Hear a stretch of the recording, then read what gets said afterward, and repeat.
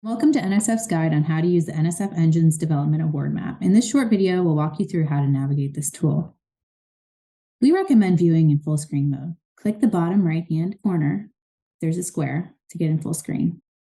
You can also download the entire workbook here. On screen, you'll see 44 engine icons for the first ever NSF Engine's Development Awards. The awardees cover a broad range of states and regions, reaching geographic areas that have not fully benefited from the technology boom of the past decades. Each engine represents one of 44 distinct teams spanning universities, nonprofits, businesses, and other organizations across the U.S. and territories. The blue-colored states are covered by at least one award. Hover over or click on an engine icon to get more details about the award. It includes the award title, lead institution, award amount, topics, key technology areas, partner organizations, and the link to the award page. It also has all the states and regions covered. If you click on the link, it'll take you to a new tab into the award abstract for more information about the project. Use the undo button at the bottom left corner to reset the map, or you can click anywhere.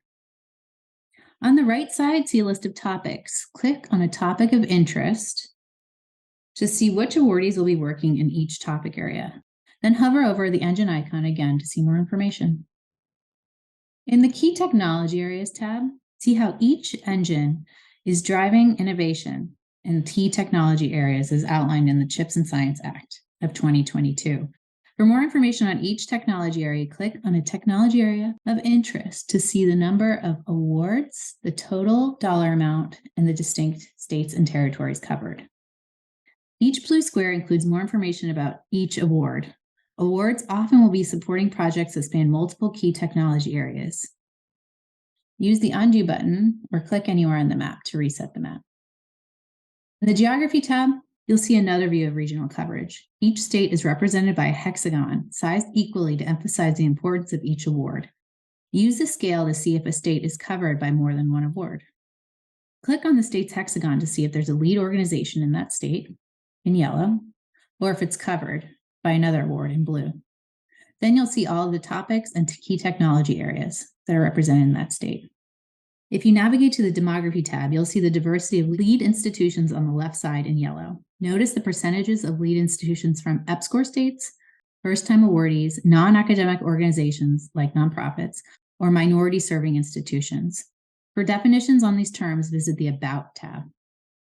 The data below drills down into the first-time submitters and minority-serving institution leads.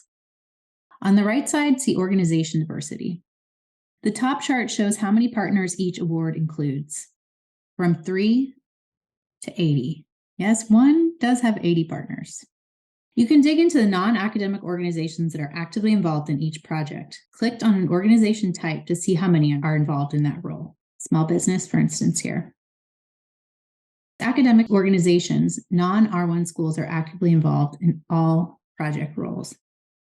Click on another designation, for instance, community college, to see how many community colleges are involved in the projects. If you have questions about the definitions or the program, visit the About tab. Within the About tab, there's also a Learn More section for more definitions. Thank you for tuning in. We hope you found this video helpful as you explore the dashboard, and stay tuned for more data and features to come.